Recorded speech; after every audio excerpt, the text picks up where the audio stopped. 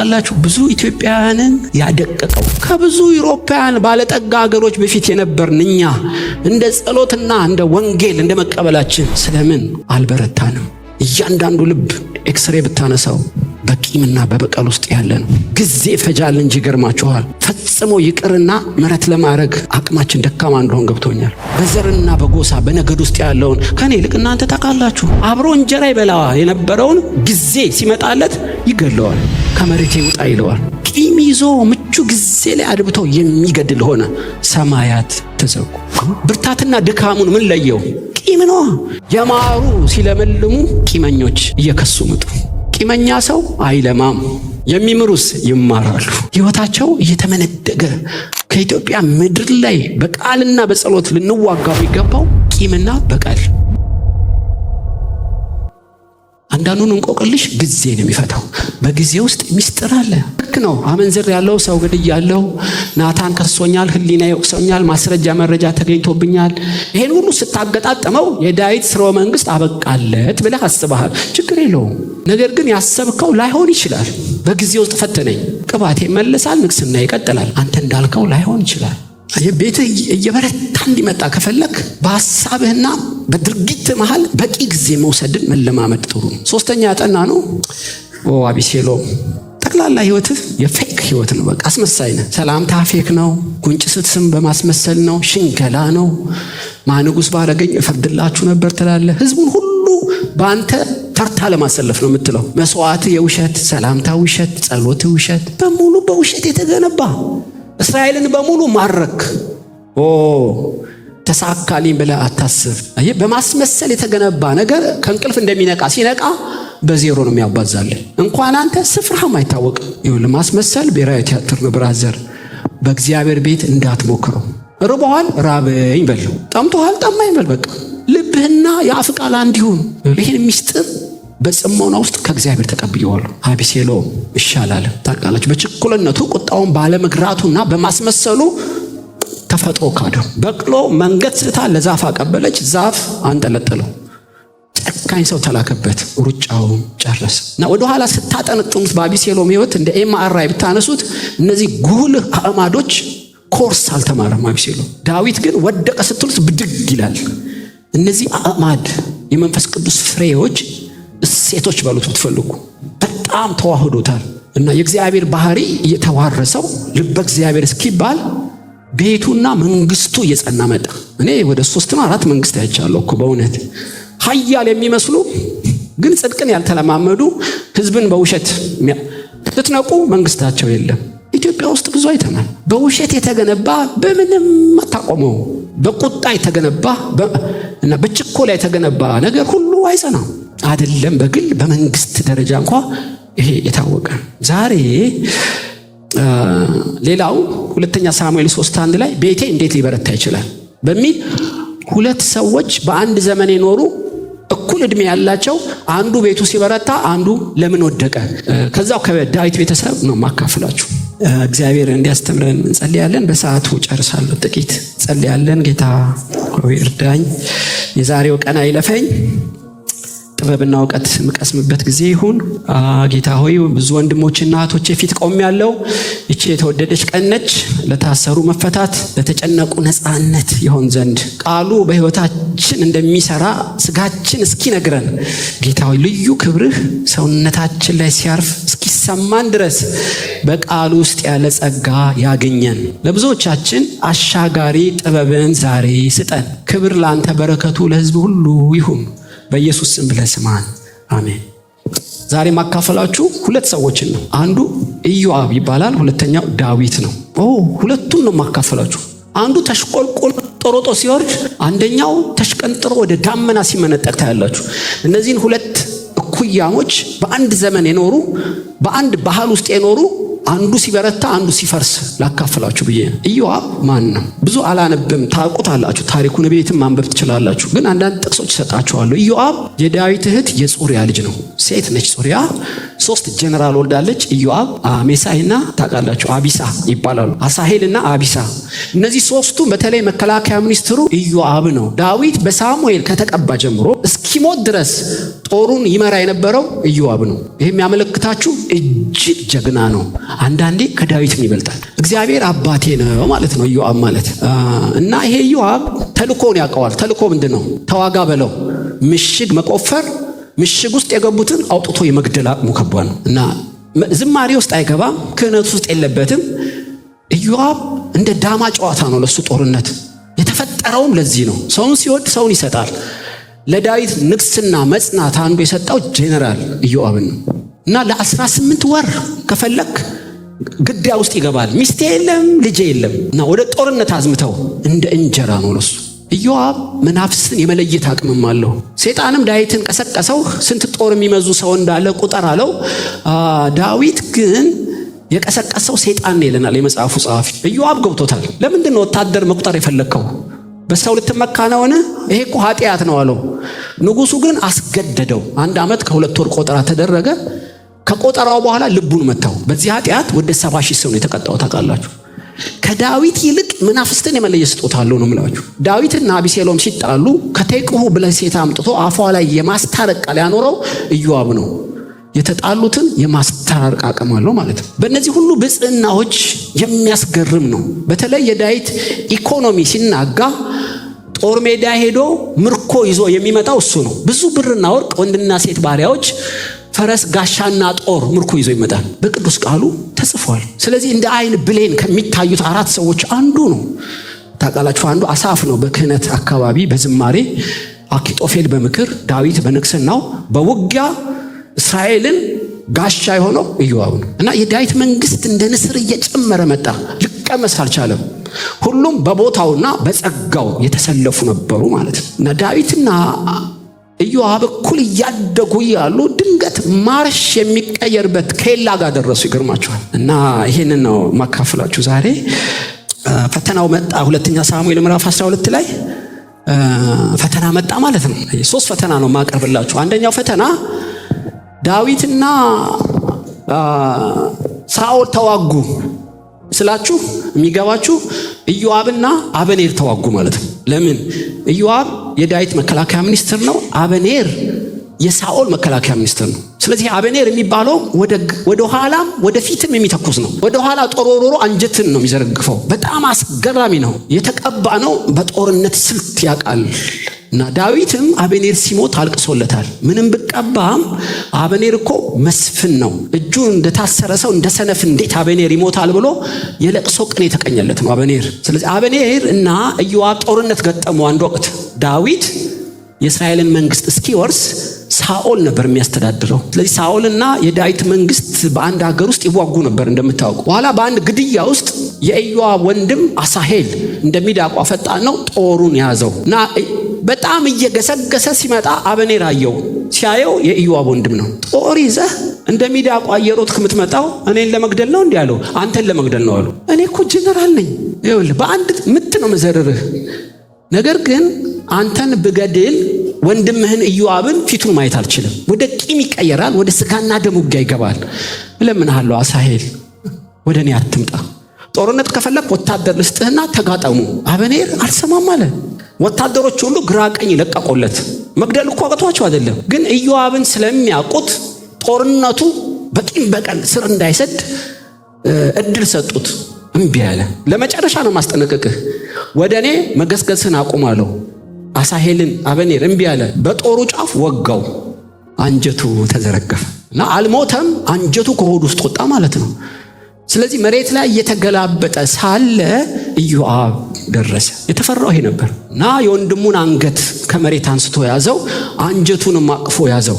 ወንድሜ አሳሄል ከመሞት በፊት የወጋህን ብቻ ንገረኝ አለው። የወጋኝ ኢዮአብ ነው አለው። ሞተ። ስለዚህ መሬት ውስጥ ሳይሆን ኢዮአብ ልቡ ውስጥ ቀበረው። ከዛን ቀን ጀምሮ መለከቱ ተነፋ፣ ጦርነቱ አቆመ። በኢዮአብ ልቡ ውስጥ ግን ጦርነቱ እየጋመ መጣ። ወንድሜን አበኔር ገደለው አለ እና ከብዙ ዓመታት በኋላ ሳኦል ሞተ፣ ዮናታን ሞተ፣ አኪማስ ሞተ። የሳኦል መንግስት እየደከመ መጣ እና አበኔር ሪጽፋ የተባለችውን የሳኦል ቁባት ግብረ ስጋ ግንኙነት አረጋት። ለምን? ባሏ ሞቷላ። አንድ ኢያቡስቴ የተባለ ግን የአባቴን ሚስት ለምን ትተኛለህ አለው። እኔ የሞተ ውሻ ነኝ እንዴ? ለአንተ መንግስት ቀንና ሌሊት ስዋጋ በዚህ ትንሽ ስንፍና ትወቅሰኛለህ እንዴ አለው። ትንሽ ስንፍና አይደለም በእርግጥ እና ሕያው እግዚአብሔርን ዳዊትን በእስራኤል ሁሉ ላይ ንጉሥ ትሆናለህ ብሎ እግዚአብሔር እንደቀባው አላውቅምን? አበኔር ታውቅ ነበር እንዴ? ካወቅ ለምን አሳደድከው? ለጥቅምና ለዘሬ ብዬ ነዋ። ንጉሥ እንደሆነ አውቀዋለሁ፣ የተቀባ እንደሆነ ገብቶኛል። ነገር ግን አሁን ንስሐ ገባለሁ፣ ይቅር በለኝ እለዋለሁ። እስራኤልን በሙሉ ወደሱ መልሳለሁ፣ እንደተነገረው በእስራኤል ሁሉ ላይ አነግሰዋለሁ። ስለሚፈራው ዝም አለው። 20 ሰው ይዞ ወደ ዳዊት የጦር ካምፕ አበኔር መጣ። ከብዙ የሻቦላ መላላጥ በኋላ ቁም ስቅሉን ካሳየው ከብዙ ዓመታት በኋላ አበኔር በዳዊት ቤተ መንግስት መጣ። ቤተ መንግስት ሲከፈት በሩ አበኔር ከ20 ሰዎች ጋር በዳዊት መንግስት ውስጥ ተገኘ። ለምን መጣ አለው። ልክ ነው፣ ለብዙ ቀን ቁም ስቅል አሳይቻለሁ፣ እንደተቀባህ እያወቅሁ አሳድጄሃለሁ። አሁን ግን ይቅር በለኝ፣ እስራኤልን ሁሉ መልሰልሃለሁ። ታውቃላችሁ ልበ እግዚአብሔር ዳዊት እንተሳሰብ አላለውም። ይቅር ብያለሁ ብቻ ሳይሆን ጋበዘው፣ ማለለት። ይህን ማድረግ የሚችል ማን ነው? ይገርማችኋል። ቤቱ እንዲበረታ ያደረገው ዳዊት ይቅር ማለቱ በፍጥነትና በፍጹም ልብ ስለሆነ ህይወቱ እግዚአብሔራዊ ህይወት እንደኖረ በብሉይ ኪዳን ያመለክታቸዋል። ይቅር ብያለሁ ኢዮአብ፣ ብዙ ገለህብኛል፣ ወታደሮቼ እኔንም ቁም ስቅል አሳይተኛል። ጀነራል ሆነ የሳኦል ያውም እኮ እያወክ ነው፣ ለጥቅምህ ለዘርህና ለምቾት ብለህ። ሆኖም ይቅርታ ጠየቀኝ፣ ይቅር ብያለሁ። በያው እግዚአብሔር ስም እምልልሃለሁ፣ ልቤ ከልብ ጋር ነው። ጋበዘው። እስራኤልን ሁሉ ወደ ዳዊት ለመመለስ አበኔር ሲወጣ በጓሮ በር ኢዮአብ መጣ። ብዙ ምርኮ ይዞ መጣ ይላል። ቅድም እንዳልኳችሁ ያመጣው ምርኮ መጋዘን ውስጥ ገቢ ያደረገ እና እየተረጋጋ ያለ ወሬኞች የሴኩሪቲ ሰዎች ነገሩት። ዛሬ ኢዮአብ ጉድ በላሉት። ምን ሆኗል? በእስራኤል መንግስት አበኔር ቤተ መንግስት መጥቶ እኔ አላምንም ማለት አበኔር እኛ ካምፑስ መጥቶ ነበር። ከዛስ ያ ብራዘር ወንድም መገበው፣ ማለለት፣ ይቅር ብሎት ሸኘው። ጠላቱን በእጁ አሳልፎ ሰጥቶት መገበው፣ ማለለት ነው የምትሉ? በእውነት ነው የምንለው። ራሱን ሄጄ ጠይቀዋለሁ አለው። ይህንን ክፍል አንደኛ ዜናም ማንበብ ትችላላችሁ። ሁለተኛ ሳሙኤል 3:6 ላይ፣ ሁለተኛ ሳሙኤል ምዕራፍ 3 ቁጥር 20 ላይ እዛ አካባቢ ተጽፏል።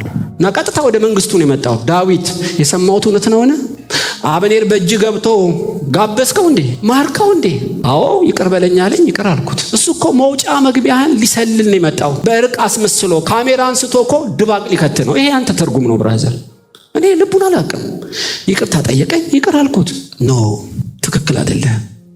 ዳዊትን ሳያማክር እየጋለበ አበኔርን ተከተለው። አበኔር ከንጉሥ የተላኩት ጉዳይ አለ፣ አንዴ ቆመ ጠብቀኝ አለው። አበኔርም ከንጉሥ ጋር ታርቆ በመሐላ ስለመጣ ኢዮአብን እጅ አልተጠነቀቀም። እንዲያውም ቃል በቃል አንብብላችሁ ሁለተኛ ሳሙኤል ምዕራፍ 3 ቁጥር 22 ሁለተኛ ሳሙኤል ምዕራፍ 3 ቁጥር 20 አበኔርም ከ20 ሰዎች ጋር ነበረ እና ወደ ኩርባ ውስጥ ወሰደው። በሚስጥር እማናግርሃለሁ ብሎኝ ከ20 ሰዎች ለየው።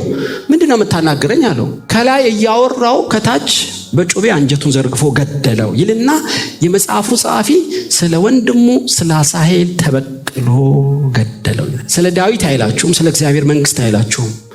ከብዙ ዓመት በፊት የሆነውን ኮድ በልቡ ይዞ ምቹ ጊዜና ቦታ አንጀቱን ዘርግፎ ገደለው ይላል። ዳዊት ሰማ። አበኔርን ኢዮአብ ገደለው ሲሉት ገደለው። 5 እርግማን ከቤቱ አይጥፋ፣ ለምጽ ያለበት፣ አንካሳ ያለበት፣ እንጀራ የማያጣ በሰይፍ የሚወድቅ ሰው ከኢዮአብ ቤት አይጥፋ ብሎ ረገመው። ዳዊት አይመስለኝም የረገመው። የኢዮአብ ቤት እንደ ግሉኮስ የድካም መንፈስ ገባበት። ከቤቱ ጠብ የሚል ከቤቱ ኃያል ሰው ላይ ወለድ እና በዘር ውስጥ ቤቱን የሚያደክም ጣጣ ስቦ አገባ ማለት ነው። ለምን? የማይምር ቂመኛ ስለሆነ። የዳዊት መንግስት ለምን በረታ?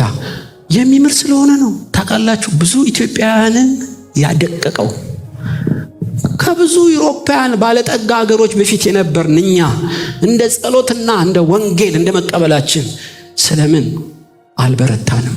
እያንዳንዱ ልብ ኤክስሬ ብታነሳው በቂምና በበቀል ውስጥ ያለ ነው። ጊዜ ፈጃል እንጂ ገርማችኋል።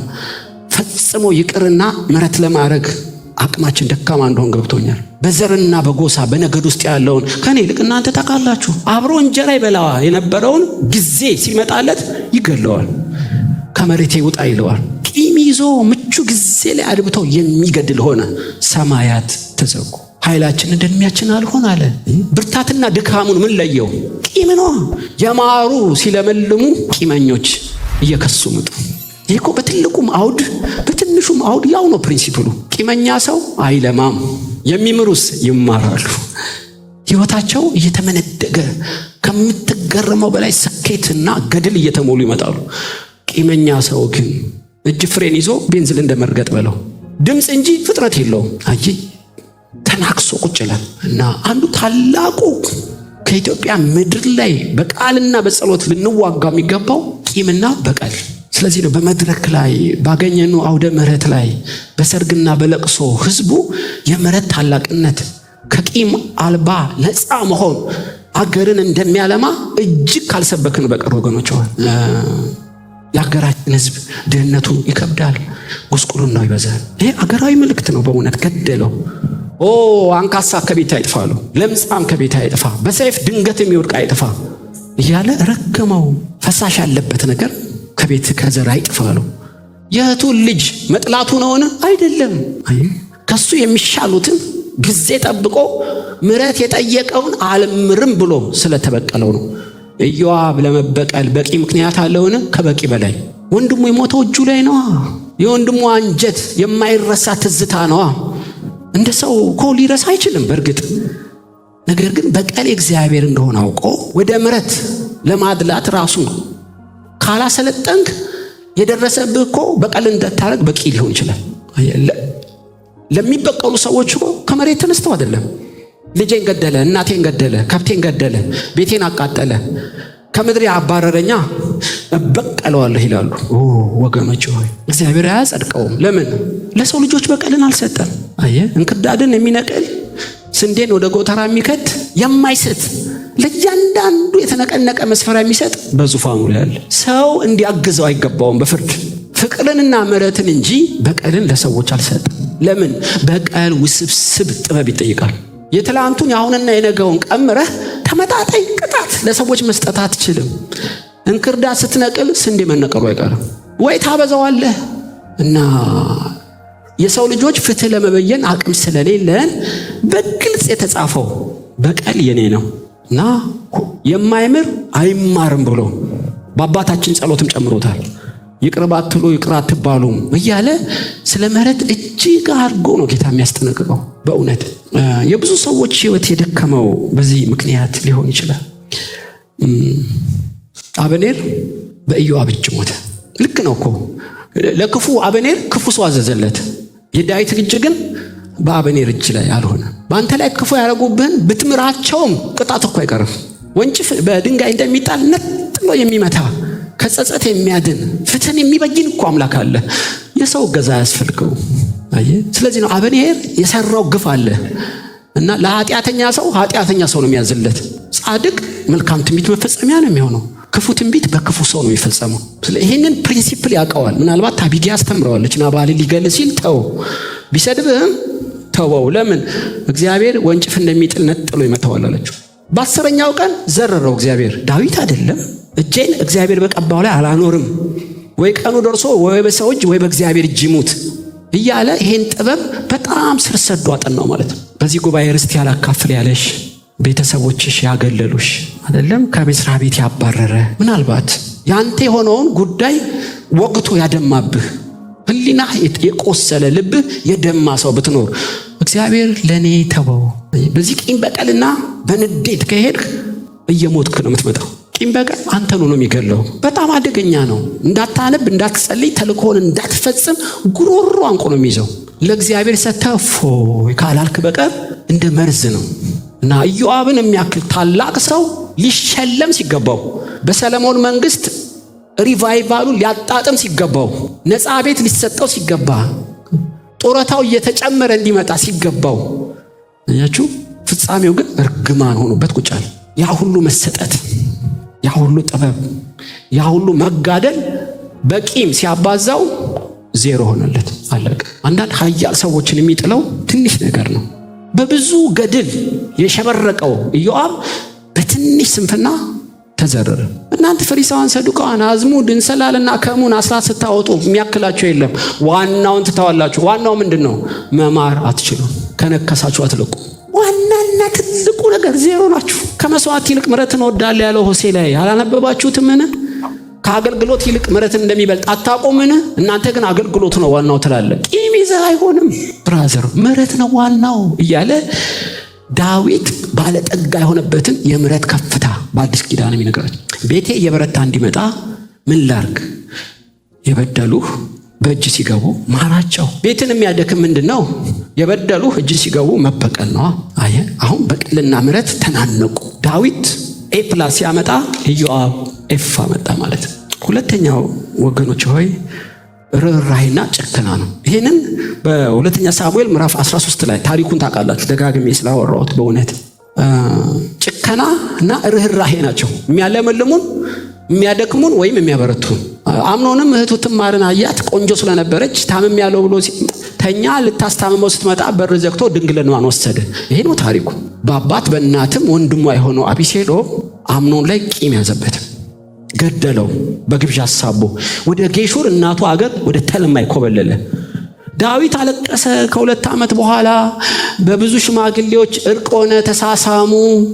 አቢሴሎም ቤተ መንግስት መመላለስ ጀመረ። ዳዊት ስሞ ይቅር ቢለውም አቢሴሎም ግን ልቡ አልተፈታም። 4 ዓመት የፈጀ ስትራቴጂ ነድፎ ከ4 ዓመት በኋላ መፈንቅለ መንግስት አወጀበት። እዛ ድንገት ሳያስበው ስለሆነ ታውቃላችሁ የሆነው እና አኪጦፌል ያቦኩት ነው መፈንቅለ መንግስቱ። ህዝቡ ሁሉ ከአቢሴሎም ጋር ነው።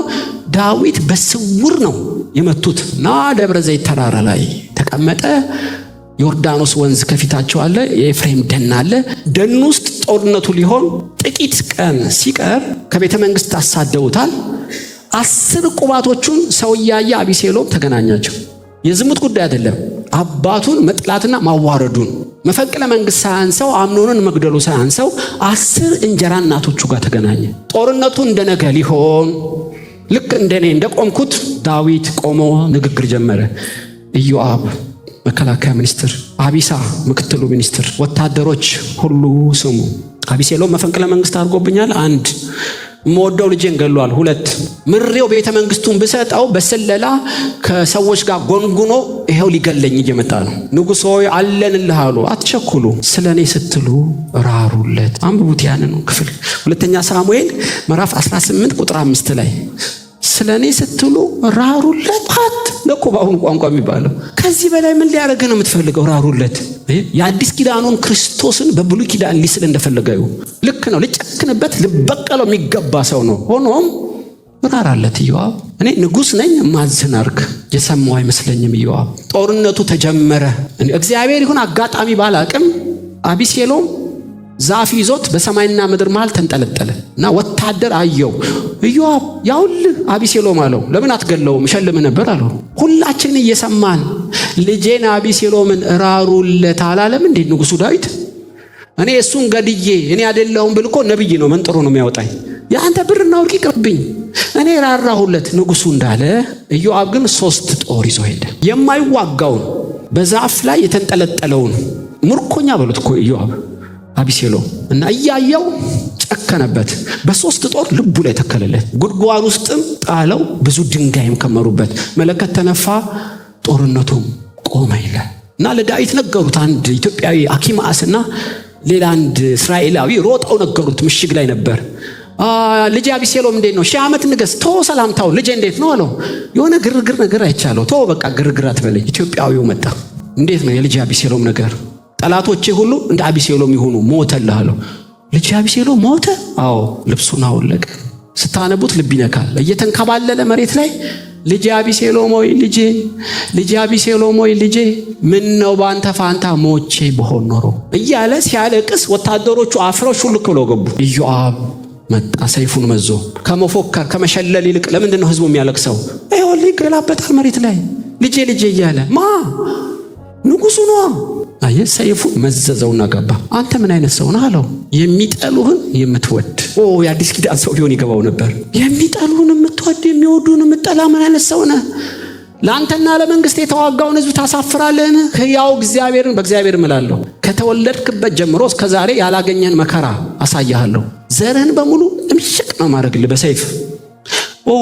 ኢዮአብ እባክህ አትግደለኝ አለው። ንጉሱ ጀነራሉን ፈራው። ላላችሁ መንፈሳዊ ሰው ስጋዊ ሰውን ይፈራል እኮ። ስጋዊ ሰው አያገናዝብልህም። ይሄ ማረው ይቅር በለው ላሳደደ ጸልይ ቀኝ ለመታ ግራ ምናምን ምንድነው የሚለው? ግራ ገባው። ምንድነው የምትሰብከው አለው። ጥርስን ያውለቀ ጥርስን አውልቀው በሚባል በብሉይ ኪዳን በሱ ፋንታ ሞቼ ቢሆን የሚለው ፈጽሞ በስሪንጅ ብትወጋው ሊገባው አልቻለም። ሊገባኝ አልቻለም። እጨርሳለሁ አሉ። እሺ አትግደለኝ ምን ላድርግ አለው። ማማ ላይ ተቆምና ህዝቡን ትባርካለህ። ለኔ ስለተዋጋችሁ የእግዚአብሔር ፊቱን ያብራላችሁ ትላለህ። እዛ እኔ ቀስት ይዤ እጠብቅሃለሁ። እምቢ ብትል ለጥቄ ነው የምገልሃለሁ። ተደብቆ ቀስት ይዞ ወይ ጦር ይዞ ዳዊት ቆመ እንዲያየው ፊቱን ያብራላችሁ ዝም በል እያለው። ይኸውልህ አየህ አስገራሚ ነገር። ይሄ ከዳዊት ጋር ውሎ አድሮ የክርስቶስን ህይወት ሊያለማምደው ፈለገ። ሊገባው አልቻለም። ከመንፈሳዊ ሰው ጋር ኖሮ ስጋዊ ሆነ። መዝሙር ይሰማል፣ ሲወጣ ያው ነው። ከዳዊት ጋር ገበታ ላይ እንጀራ ይበላል፣ ሲወጣ ያው ነው። አየህ እድሜው አደገ እንጂ መንፈሱ ዴድ ነው ማለት ነው። መራራት አልቻለም። ስለዚህ መንፈስ ቅዱስ በዳዊት አድሮ አዘነበት። ከዚህ በኋላ 5 እርግማን ነበር የረገምኩ፣ አሁን ግን ከኔ ጋር በቢሮ አታገልግልም። ኖሞር መከላከያ ሚኒስትር። ኮከቡን ቆረጠ። ገበሬ ሆነ ተራ ሆነ ኑር። ሁሌ ፊቴን ማየት አትችልም።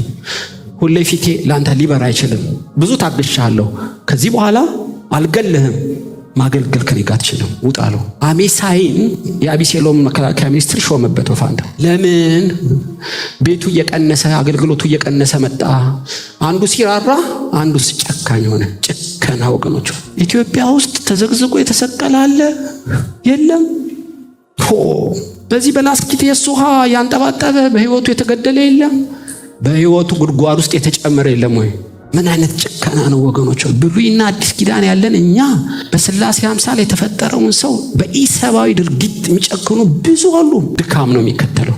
የሰውን ደም ያፈሰሰ ደሙ ስለሚፈስ በሰው ላይ ጨክነህ ቤትህ ሊበረታ አይችልም። ብቸኛ አጀንዳው እግዚአብሔር የሰው ልጅ ነው። ለሰው ለማይራራ ሰው በአንድ እግሩ ቆሞ ቢጸልይ አይሆንም።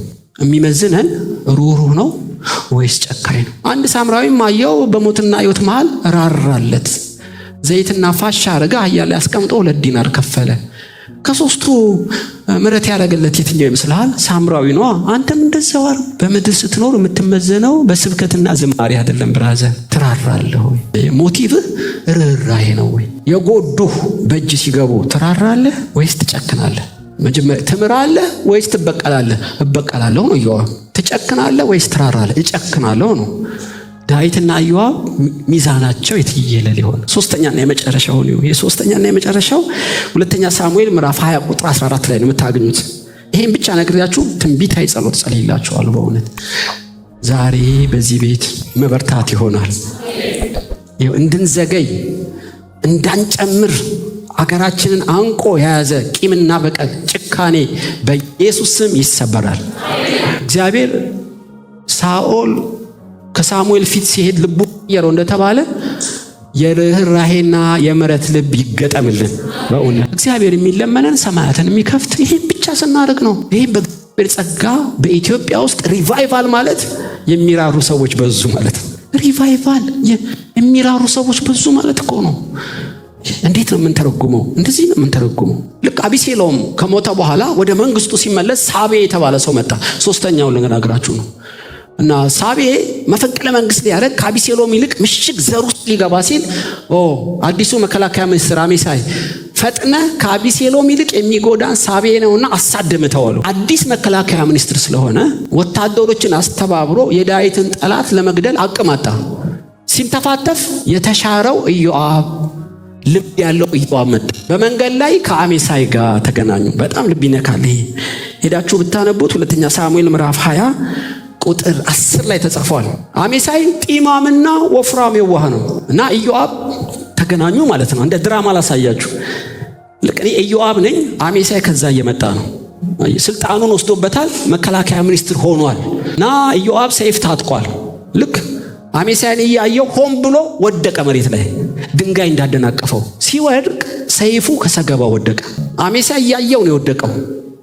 አደናቅፎት ሰይፉ እንደወደቀ እንጂ እሱን ለመግደል እንደመጣ አይደለም። ስለዚህ በቀኝ እጁ ጢሙን ያዘው። ናፈካኝ ልሳምህ አለው። እሺ ሳመኝ አለው። ልክ ይሁዳ ኢየሱስን እንደሳመው ጢሙን ይዞ እየሳመው በግራ እጁ አንጀቱን ዘርግፎ ገደለው ይላል። መርደር ሰው ይገርማችኋል። እና ዳዊት ሰማ። ጢሙን ይዞ እየሳመ ገደለው። ፊት ለፊት ቢገለው እኮ ይቀልለታል። እየሳመ ናፈከኝ ብሎ አቅፎ ገደለው። የመጨረሻው ቅጣት ሄዳችሁ ዳዊትም ዝም አለ። የዝምታ ቅጣት ከባድ ነው። ጭጭ። ይሄ ማለት ክፉ መንፈስ ገባበት፣ አልፎ ተሰጠ እንደማለት ሊሆን ይችላል። ከዚህ በኋላ ኢዮአብ እንደ እብድ መዛበር ጀመረ። ንጉሱ እያለ አዶንያስን ማንገስ ጀመረ። ከመንፈሳዊ ዓለም ወጥቶ ምድራዊ ስጋዊ አጋንንታዊ ስራ ውስጥ ገባ። ዳዊት ጭጭ። ነገሮች ተጠቅልለው አዲስ ምዕራፍ ተገለጠ። ዳዊት ሊሞት አንድ ቀን ቀረው። እሳት የላሰው ሰለሞን መንግስቱ ላይ ቁጭ ብሏል። እነ በንያስ እሳት የላሱ ጀነራሎች፣ ጸሐፊዎች ሁሉ መንግስቱ ደረጀ። ልጄ ሰለሞን ዛሬ ልሞት ነው፣ ደብተርና እስክሪብቶ አዘጋጅ። ዝግጁ ነኝ አባዬ፣ ኑዛዜ ካለ ቶሎ ተናገራለሁ። በጥበብና በብልጥግና የበረታው እኔ ልጅ ሰለሞን ሁሉን አደርጋለሁ፣ ከአፍ ቃል ይውጣለሁ። አንደኛ ኢዮአብ በላለሁ። አባዬ ላጎቴ ለኢዮአብ ምን ልስጠው? ከተቀባ ጀምሮ በየጢሻው ዋጋ ከፍሎ መንግስትን ላጸናው ስንት ቢሮ ወይስ ሚኒስትር ላርገው? ወይ አትቸኩል ብራዘር፣ ኢዮአብ በለው። ምን ነው አባቴ ፊት ተቆረ? ግደለው። ለምን? ካሱ የሚሻሉትን 2 ንጹህ ሰዎች ገሏል። ይኸውልህ ከሱ የሚሻሉ ንጹህ ሰዎችን ገሏልና ግደለው። ሽበቱን ከደም ጋር መቃብር ውስጥ ጨምርልኝ። ኧረ አባዬ የእህትህ ልጅ ግደለው። እግዚአብሔር በደም አይጠይቅህም። ይኸውልህ ያለመከሰስ መብት አለው። መከላከያ ሚኒስትር ስለሆነ ቢገልም አይገደልም ያኔ። አሁን ግን እኔ ልሞት ስለሆነ የመከሰስ መብቱ ይነሳና ፍርድ ቤት አቆም፣ ግደለዋለሁ፣ ለእኔ ተወዋለሁ። ዳዊት እችን ተናዞ ሲሞት ኢዮአብ ሮጦ ቤተ መቅደስ ውስጥ የመሰዊያ ቀንድ ያዘ እና መሰዊያ ቀንድ ማለት መስዋዕት የሚቀርብበት የከበረ ሀብት ነው። ቤተ መቅደስ ውስጥ አልወጣም እና ለሰለሞን እንዲበሉልኝ ምን እንበልልህ? ሴኩሪቲዎች ቤተ መቅደሱን ከበቡት፣ መግባት አይችሉም። በስፒከር ና አውጣ አሉት። አልወጣም እና ለሰለሞን መልእክት ላኩ። መሰዊያ ይዞ ማረኝ ብሎ መሰዊያ ቀንድ ይዞ ይለምንሃል አሉት። አልማረምና አትማሩት፣ መቅደስ ውስጥ ግደሉት አላቸው። ቤተ መቅደስ ገብተው እዛው መሰዊያ ላይ ገደሉት። ጎትተው እንደ ውሻ ቀበሩት። ይገርማችኋል። ኢዮአብ በሰለሞን የመጣውን የተገለጠውን ጥበብና እውቀት ንግስት ሳባ እኮ ከኢትዮጵያ ሄዳ ቀስመዋለች። ከጎኑ ቅርብ የሆነው ያጎቱ ልጅ የሚያበሩ ከዋክብት ሊሸለም ሲገባው፣ የውጭ ጉዳይ ሚኒስትር ሊሆን ሲገባው፣ የመዋኛ ያለበት ቤት ሊሰጠው ሲገባ ሰይፍ ተላከለት። ያ ሁሉ ዋጋ ከፍሎ የልጅ ልጆቹ ሁሉ ውጭ ሀገር ማስተማር ይችል ነበር። ብራዘር የልጅ ልጆቹን ይዞ ገደል ገባ። እፍረት ሆነበት። ለምን? ስታጠነጥን የምታገኘው በጣም 3 ዋና ነገር። አንደኛው ቂም፣ ሁለተኛው ጭከና፣ ሶስተኛውስ ማስመሰል። ምንድነው አቢሴሎም የሚያስመስለው? ኢዮአብ ጢም ይዞ የሚስም ይመስላል፣ ግን ይገላል። ቃሉ ከቅቤ ይልቅ የለሰለሰ ነው፣ ውስጡ ግን ሰልፍ አለበት። አደገኛ ሰው ነው እንዲህ ያለ ሰው። ሁለቱንም የገደላቸው እየሳመ ነው፣ አታምኑ። ሁለቱንም የገደላቸው እያቀፈ ነው። ሁለቱንም የገደላቸው መልካም ቃል እየተናገረ። አስመሳይ ሰው፣ ሸንጋይ ሰው ይባላል። እድሜው አጭር ነው፣ እግዚአብሔርም ይጸየፈዋል። በዚህ ምክንያት ኢዮአብ መቀመስ ውስጥ ገባ። ስለዚህ የሚራራ የሚምረው ዳዊት፣ የማያስመስለው ልቡና ቃሉ አንድ የሆነው ዳዊት ማርሽ ጨምሮ እንደ ከዋክብት ወደ ሰማይ፣ ኢዮአብስ ተሽቆልቆሎ ወረደ። ዛሬ በዚህ ጉባኤ እግዚአብሔር መልእክት አለው። በእውነት ከባድ ቢሆንም አስፈላጊ ይመስለኛል። ለሀገሬ ሕዝብ በአራቱም ማዕዘን ላለው ይቅር ማለት አቅም አለን። ተጎድተናል፣ ተጎድተሻል። ልክ ነው። ዳዊት አቢሴሎም ሊረሳው አይችልም። ኢዮአብ ወንድሙ የተገደለውን እንደሚዳቋ ፈጣን የሆነውን አሜሳይን ሊረሳው አይችልም እኮ። አሳይልን። ለምን? የወንድሙ ደም ዓይን ውስጥ ተቀርጿል። እግዚአብሔር ነው እኮ ቶሎ ይቅር ቶሎ ላትረሳ ትችላለህ። ነገር ግን ቂም እንዳትይዝ ልብህን መጠንቀቅ አለብህ። ከኮተኮትከው ስር ሰዶ ያድግና መራራ መርዝ ነው የሚሆንብህ። ህይወትን በሙሉ ሰማያትን ይዘጋል። ምድር ብረት ነው የምትሆነው። አይሆንም፣ እሺ አይልም፣ አይለመንም። ቂም በቀል ምን ላርግ? በቀልን ለእግዚአብሔር ስጥ። እግዚአብሔር በመረቀው በክርስቶስ መንገድ በምህረት መንገድ መሄድ፣ በምህረት ኤክስፐርት እንድትሆን፣ ምህረት የበዛልህ እንድትሆን፣ የሚምሩ ይማራሉ ተብሎ እንደተጻፈ በዚህ ጎዳና እንድንለማመድ ይፈልጋል። የቂም በቀል ካባን ይግፈፍልን። በእውነት እኔ አንዲት ሴት መቼም አንዳንዴ ልስት እችላለሁ፣ ቆይቷል ታሪኩ። አባቴ ማን ነው አለቻት እናቷን። ልጅ ሆነሽ እባክሽ አቶ ከሌ ገደለው። አቶ ከሌ ማን ነው እሱ? ምን ያደርግልሻል? ጥቅም የለውም። አይ እሱማ እንዲሁ ለእውቀት ብዬ ነው። ግን የት ሀገር ነው? ነገረቻት። ሀገሩ እንደ ቀልድ ነው የነገረቻት። ስራ አለው እንዴ? ያው ከሌ መስሪያ ቤት ነበር። ምን እያለች ቡና እያጠጣች ነገረቻት። አጀሪ ታደገች። ኮስሞቲክ ቅባት ነው፣ ጸጉር ነው፣ ሽር ብትን ብላ ሹልክ ብላ የተባለው ሀገር ሄደች። ማን ነው ከሌ ስትል ይሻሏት። አየው ዙሪያው እንደ እንዝርት ስትዞር ደዳት ሁሉ ብላ እንድትወደድ አርጋ ለአግባሽ አላት። አግኝቼ ነው አንተን አለችው።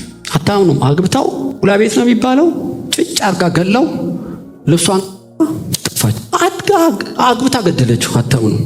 እና ፖሊስ ይዟት ለምን እናረክሽ አልኳት። የፈለጋችሁትን አርጉኝ የአባቴን ደም ተወጥቻለሁ አለች። ደም መላሽ መንፈስ በኢየሱስ ስም ይገልበጥ። በእውነት ምንም የማያውቀው የሌለበትን አየ ዘሩን ራሱ ሰውየው ውጭ ቢቀር ዘሩን አድኖ የሚገል መንፈስ። በቀል እግዚአብሔር ነው። ፍትህን የሚበይኑ ፍርድ ቤቶች ናቸው፣ ስልጣን አላቸው። ቤተክርስቲያን ስልጣን አላት።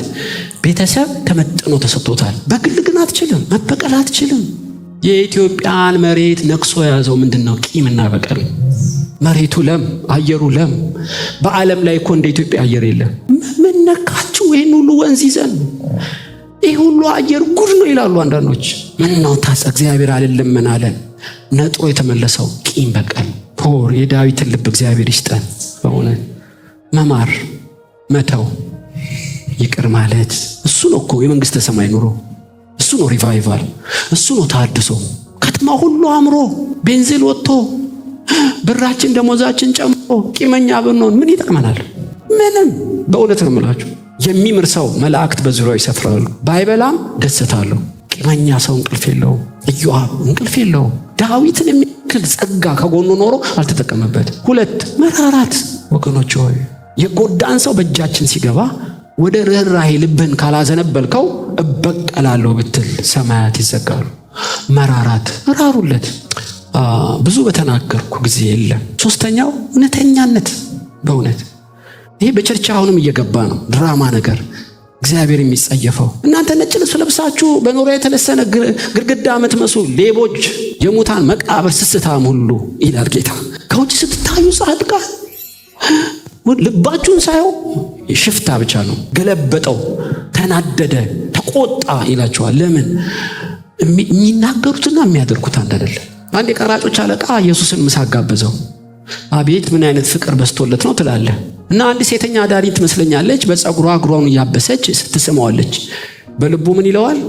እኔን ብሎ ነቢይ ማ መሆኗን ቢያቅ ኖሮ ባልፈቀደላት ነበር። ስምዖን የምጠይቅህ ጌታ ሆይ ተናገር። በልቡ እኔን ብሎ ነቢይ ይለዋል፣ በአፉስ ጌታ ሆይ ይለዋል። ምን ጉድ ነው! በጣም ይገርም ነው። በቃ ነብይ አይደለም ካለ ፊት ለፊት ነብይ አይደለም አንተ ነው ያልገባኝ። ነብይ ነህ ካለ ደግሞ ልቡና ቃሉ አንድ እንዲሆን የልብ ሐሳብና የአፌ ቃል አንድ እንዲሆን እለምንሃለሁ። ዳዊት ገብቶታል። እግዚአብሔር ይጸየፋል ሸንጋይ ማለት። በዚህ ምክንያት ቅጽል ስም ሰጠው።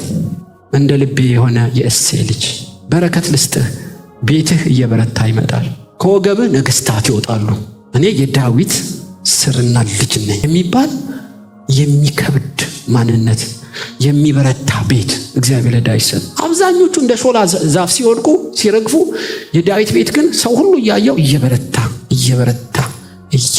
መጣ። ጻድቅ እንደ ፀሐይ ብርሃን ሙሉ እስከሚሆን ድረስ እየጨመረ ይመጣል። እንደተባለው ሆነ ማለት ነው። ቤቴን ምን ያበረታዋል? መማር፣ መራራት፣ እውነተኛነት።